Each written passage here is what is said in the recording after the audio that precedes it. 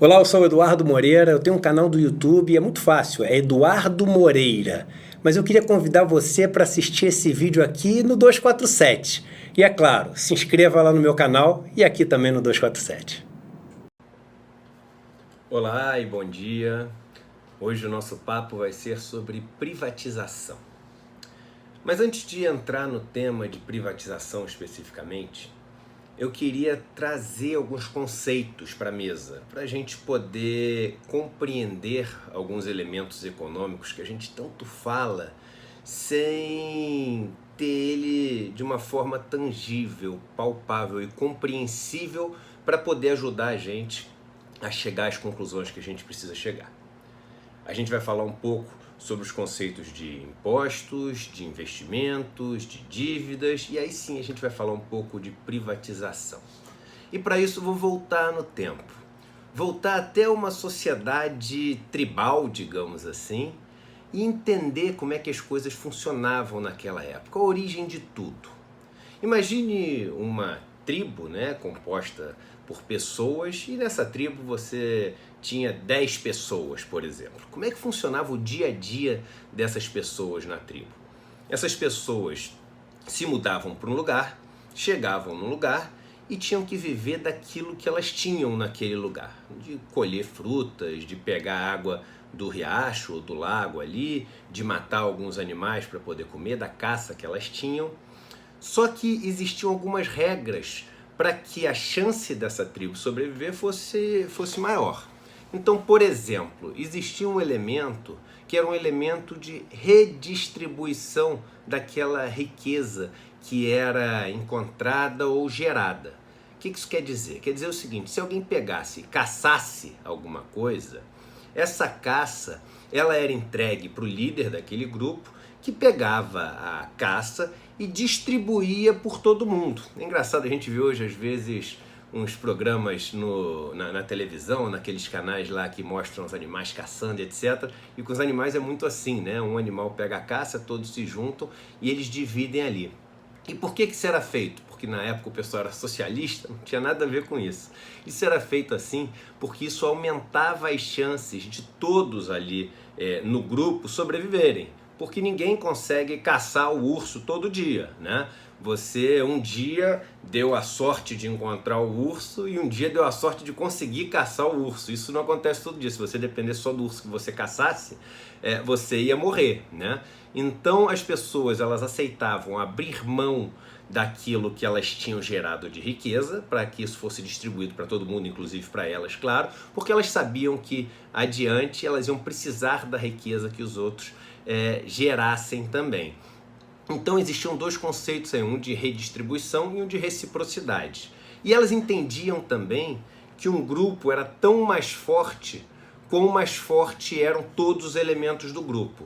Ou em outras palavras, né, a força do grupo era dependente da ponta mais fraca do grupo. Quanto mais forte fosse a ponta mais fraca, ou o elo mais fraco, mais forte seria o grupo. Então você tinha que fazer com que o mais fraco fosse o mais forte possível. Não era de interesse nenhum do grupo, por exemplo, que 5 pessoas juntassem a comida toda e 5 morressem de fome. Porque uma tribo de 10 pessoas, quando elas passassem a ter 5 pessoas, tinha menos chance para poder sair para caçar, ou seja, menos chance de achar um urso, tinha menos defesa para se outra tribo viesse invadir e tentar sequestrar, roubar os bens delas ou simplesmente travar uma batalha ali. Então era importante fazer com que todos do grupo tivessem bem fortes e vivos. E daí a gente tira alguns importantes conceitos, né? O primeiro são os impostos que passaram a existir num dado momento da história. O que são os impostos? Os impostos nada mais são do que um elemento de redistribuição para garantir que todos dentro de um grupo, né, possam ter acesso a uma capacidade, aos elementos básicos para serem fortes o suficientes para darem sua contribuição para o grupo e o grupo ser o mais forte possível. Essa é a função dos impostos, essa função redistributiva, que fica muito fácil da gente entender quando a gente olha para esse exemplo dessa sociedade tribal que a gente tinha antigamente. E esses impostos, eles são feitos, eles são criados também, eles existem também, para fazer com que constantemente exista uma taxa de investimento nesse grupo. E aí a gente vem para o conceito de investimento. O que é investimento, né? Investimento significa você abrir mão de alguma riqueza que você tem hoje em dia, ou seja, se tornar-se mais pobre de um pedaço de uma riqueza que você tem hoje em dia, esperando que isso lá na frente vá voltar como uma riqueza maior. Então todo investimento significa abrir mão de algo que você tem hoje, mas com a esperança, com a expectativa de que isso volte maior lá na frente. E as sociedades, os grupos, etc., eles precisam estar sempre investindo. E por que eles precisam estar sempre investindo?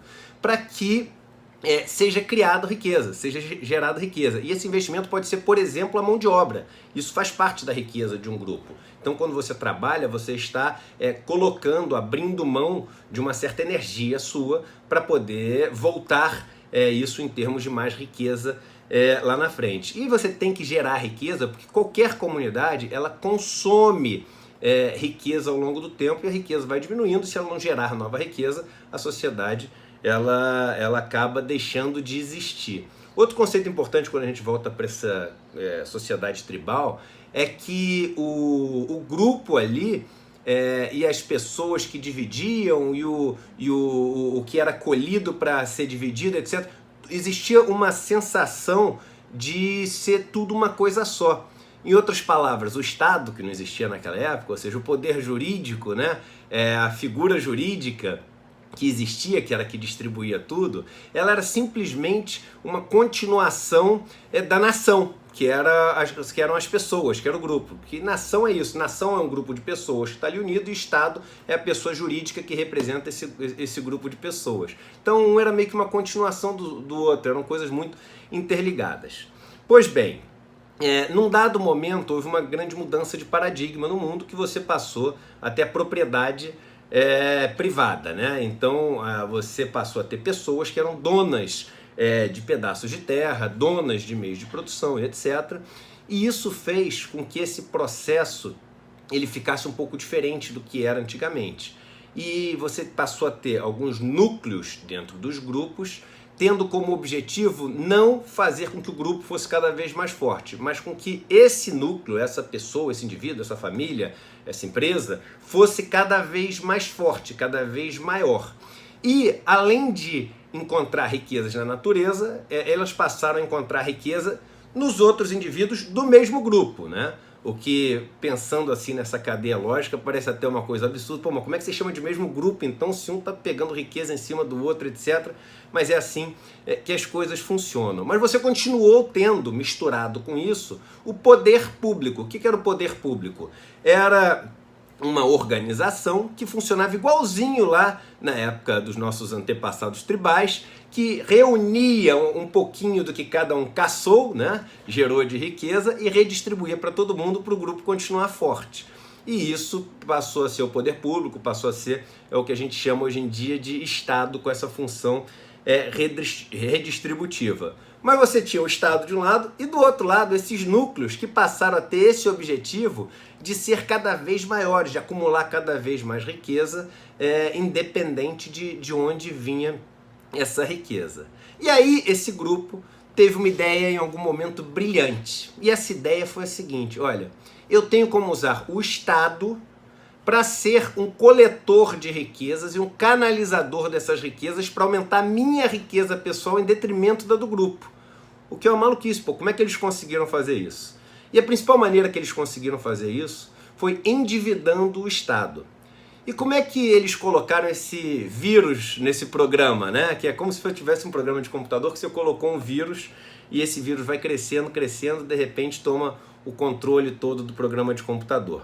Chegava num dado momento onde aquele grupo de pessoas, né, aquela nação, era convencida de que precisava progredir, de que precisava ir atrás do progresso. E ao precisar progredir, os indivíduos que já eram indivíduos que tinham mais posses, mais ricos, né, que tinham mais riqueza naquela população, naquele grupo, chegavam e falavam assim: olha, o nosso grupo inteiro precisa progredir, precisa gerar mais riqueza, E o investimento para esse progresso tem que vir do poder público, tem que vir do que junta de todo mundo. Por que que tem que vir do que junta de todo mundo? Porque vai ser algo que vai beneficiar todo mundo. Mas esse progresso que a gente tem que ter é muito grande, ou é esse tipo específico de progresso, e o poder público não tem dinheiro para isso. Mas nós temos a solução. A gente empresta para você, poder público, as riquezas que a gente tem.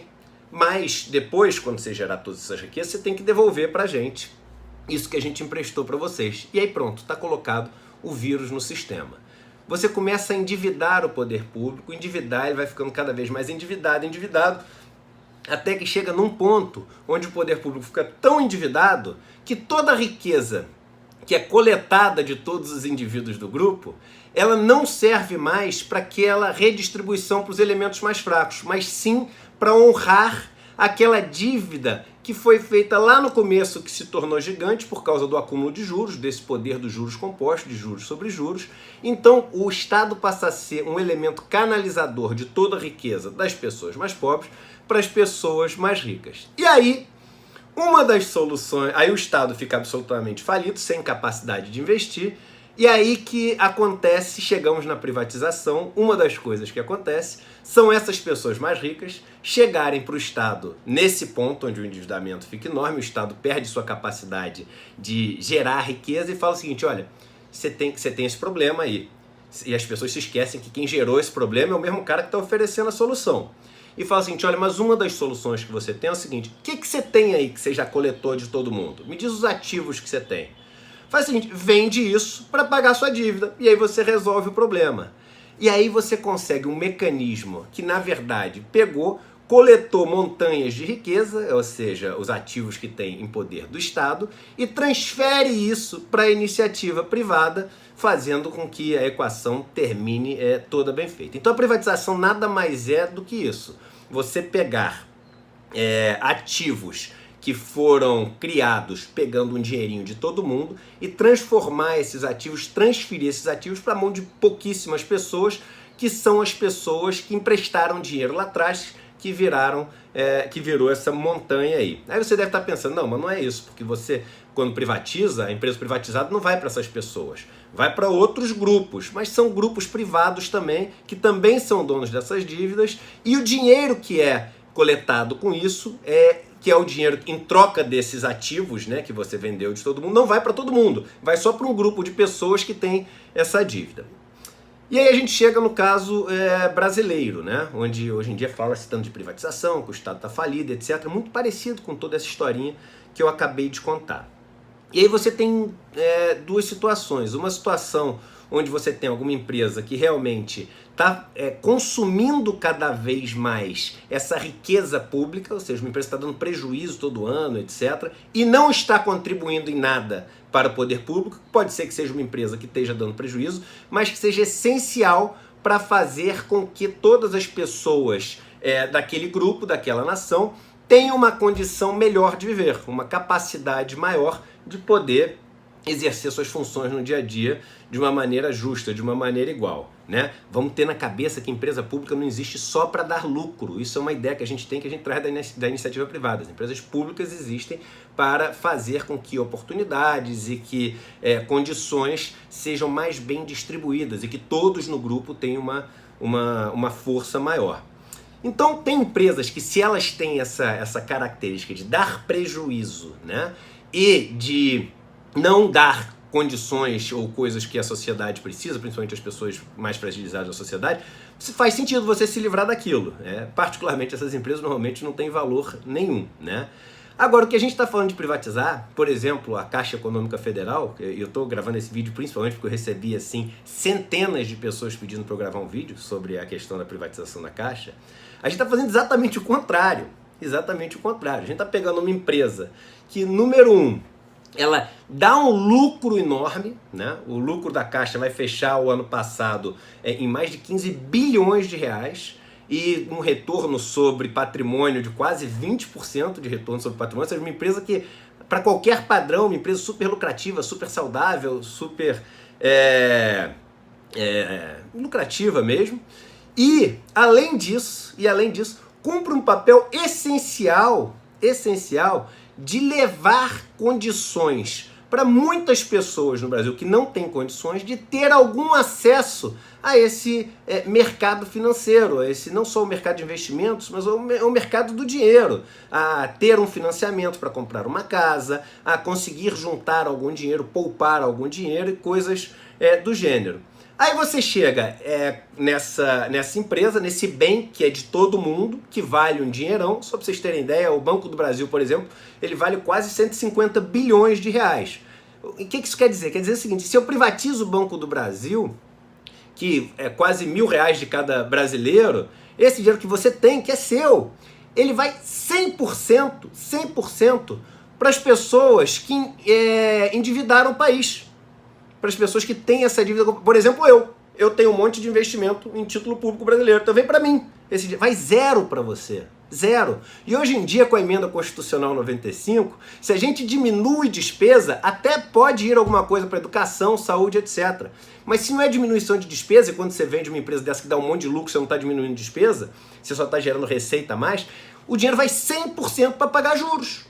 Então você está deixando de ter para os brasileiros todos uma empresa que oferece condições de acesso a um mercado que é extremamente cruel e você tem ainda um poder do Estado de diminuir, se você quiser, essa crueldade e interrompendo isso para pegar um dinheiro que vai só para as pessoas mais ricas e deixando essas pessoas mais fragilizadas na mão de empresas que vão comprar, que só tem um objetivo. E aí eu quero que vocês acreditem. Empresa privada só tem um objetivo. É só lucro. É só lucro. E, primeiro, vão entrar bancos estrangeiros no Brasil, vai ter mais competição. Foi assim. Quando entrou o Citibank, quando entrou o HSBC, quando entrou o Santander, diminuiu os seus juros do cheque especial? Não diminuiu nada. Entendeu? Você ficou com mais condições de financiamento e não ficou. Então é o seguinte, gente. Não vai mudar nada em termos de melhorar as condições para vocês. Mas agora os juros para a classe média vão ser de mercado. Você já está vendo aí isso? Mas eu nunca vou ganhar os R$1.000 que você falou, que é a minha parte lá na empresa. Mas você ganha sim. Ganha, por exemplo, quando você tem um juros subsidiado para a classe média, fazendo com que ela tenha acesso a ter uma casa própria, por exemplo, ter onde morar e não seja endividado para sempre, um escravo econômico, porque ela tem juros um pouco mais baixos naquilo. É uma maneira de você redistribuir renda também. Você interrompe esse processo de redistribuição de renda quando você faz um negócio desse. Então, você está eliminando esse agente que em muitos lugares do Brasil só chega a Caixa. O próprio novo presidente da Caixa falou no discurso dele de posse, tem os índiozinhos que só chega a Caixa lá. Pois é, coitado dos índiozinhos, porque agora vai ser um banco privado que só tem objetivo de lucro, que vai ver os índiozinhos como um monte de saquinho de dinheiro. E só faz sentido atender o índiozinho se o índiozinho for um cara que vai dar para enfiar nele seguro de vida, título de capitalização, tudo mais, que o cartão de crédito pro índiozinho, tudo que você puder vender pro índiozinho. Entendeu? Porque não tem mais sentido ser aquele que provê uma solução para tornar a vida do índiozinho melhor. O índiozinho passa a ser mais um adversário quase seu, onde você quer criar mais uma montanha de riqueza para um grupo que já tem uma montanha de riqueza, que é isso que vai acontecer. Os grupos que compram são grupos que têm montanhas de riqueza. Então isso é de um absurdo tão grande e assim, e não dá para esperar outra coisa, porque tanto o presidente da Caixa quanto o ministro da Economia são dois banqueiros, né? Então são duas pessoas que viveram fazendo isso a vida inteira. Então isso que está acontecendo com a Caixa Econômica Federal, isso é assim, é uma maluquice total. A gente está pegando um ativo que é de todo mundo, que vale um dinheirão, que dá super certo, que tem um lucro enorme, e fazendo o seguinte, transferindo isso para as pouquíssimas pessoas que têm uma dívida com o Estado e transformando toda essa população brasileira em fonte de enriquecimento desses caras que vão comprar a Caixa. Isso, assim, cada vez mais a gente mostra menos esse poder de mobilização, mas as pessoas tinham que se mobilizar, tinham que fazer greve, tinham que parar o país. Os trabalhadores da Caixa tinham que se mobilizar, o brasileiro em geral, porque a Caixa não é só dos trabalhadores, é de todo brasileiro. Gosto de pegar um exemplo, por exemplo, a Suécia e a Noruega são países que hoje todos nós invejamos, estão entre os 5 países que tem todos os melhores indicadores do mundo, né, de qualidade de vida, eles tinham uma pobreza extrema no começo do século XX. As pessoas não sabem disso. No final do século XIX, começo do século XX, eram países extremamente pobres.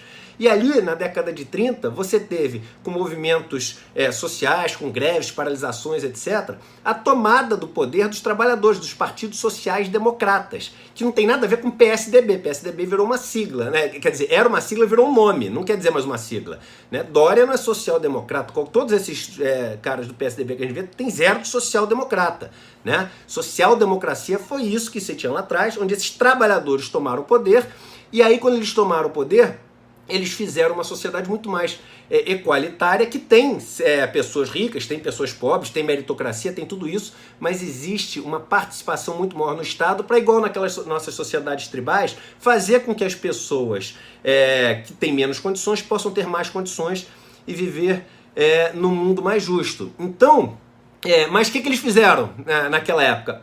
Os sindicatos, por exemplo, tiveram uma importância enorme. Eles deixaram de cobrar taxa, ou passaram a aceitar membros que não pagassem taxa também. Tinha alguns que pagavam taxa, lógico, a estrutura tem que conseguir se manter, mas aceitavam membros que também não pagavam taxa. Então, eu acho que chegou a hora no Brasil desses grupos, dos sindicatos, das associações, dos trabalhadores, serem muito mais unidos, mostrarem que não são grupos que só existem para ser caça-níquel, mostrarem que são grupos que existem para efetivamente defender aquilo que é público, defender aquilo que é de todo mundo, entendeu? E quando a gente vai defender o trabalhador, parece que é marxista, comunista, por isso que eu estou tentando usar outras palavras aqui, mas na verdade, sim, defender mesmo o trabalhador, né? Que é isso que na prática tem que acontecer. Então eu acho, uma pena que não somos ainda milhões, né? Mas podemos ser.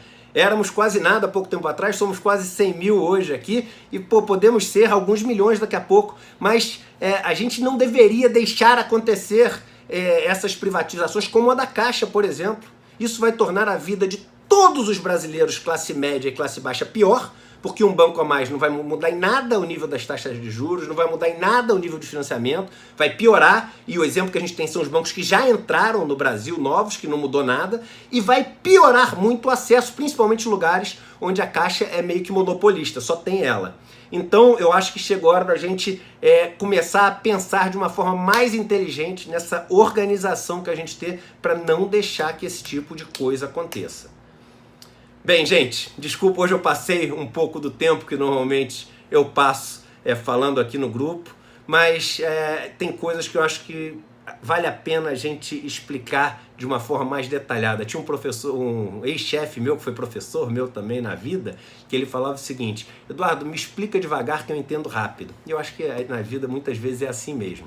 Agora, eu queria falar novamente, eu preciso da ajuda de vocês para fazer com que essas mensagens cheguem a muita gente, a muita. E quando eu falo muita, a gente já chega no número nominal a muita gente, sei lá, 50 mil pessoas, alguns vídeos chegam a 100 mil pessoas, mas a gente tem que tentar chegar em todo brasileiro, até nos que não concordam, para eles poderem não concordar, mas pensando de uma forma um pouco mais profunda, sofisticada, tendo um contraditório para poder a cabeça deles pensar em alguns argumentos também, para ajustar o que está sendo feito para uma direção que é um pouco melhor para eles, né? Porque muitas vezes eles têm seus carrascos de estimação.